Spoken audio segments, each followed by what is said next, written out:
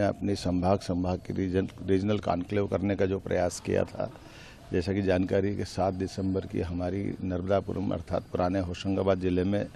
ये संभाग स्तरीय इन्वेस्टर समिट होने वाली है, जिसके माध्यम से बड़े पैमाने पर निवेशकों को इस नर्मदापुरम के क्षेत्र के अंदर की संभावनाओं से जोड़ते हुए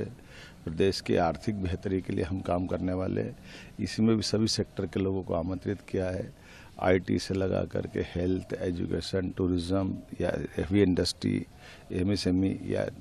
लघु कुटीर उद्योग, सभी प्रकार के उद्योग धंधे बढ़ा करके हमारे राज्य के लोगों के लिए जैसा जीवन बेहतर हो सकता है उस पर हम लगातार काम कर रहे हैं। मुझे इस बात की प्रसन्नता है कि प्रदेश के इस आह्वान का देश पे भी असर पड़ रहा है और इसी महीने इसी कारण से मैं विदेश भी जाने वाला हूं, जब भविष्य में फरवरी में होने वाली इन्वेस्टर समिट जो ग्लोबली होगी उसके लिए भी तैयारी कर रहे हैं। कुल मिलाकर के प्रदेश में बेहतर आर्थिक वातावरण बने, बेहतर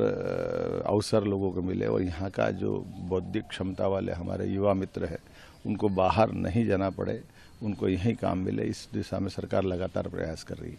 मुझे इस बात का संतोष है कि इस अभियान के दरमियान ही चुनाव भी है और जैसे यशस्वी प्रधानमंत्री ने सही कहा कि एक वन नेशन वन इलेक्शन होना चाहिए, क्योंकि अब हम अपने इन चुनावों के अभियान में लग करके हमारा समय भी हम एक तरह से ध्यान बढ़ता है, लेकिन फिर भी मुझे पूरा भरोसा है यशस्वी प्रधानमंत्री के नेतृत्व में हम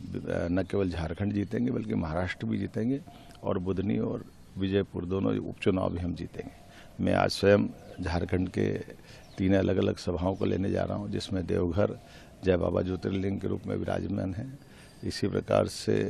3 सभाओं करने के बाद रात्रि तक मैं ग्वालियर होते हुए विजयपुर पहुंचूंगा। उम्मीद करता हूं कि जनता के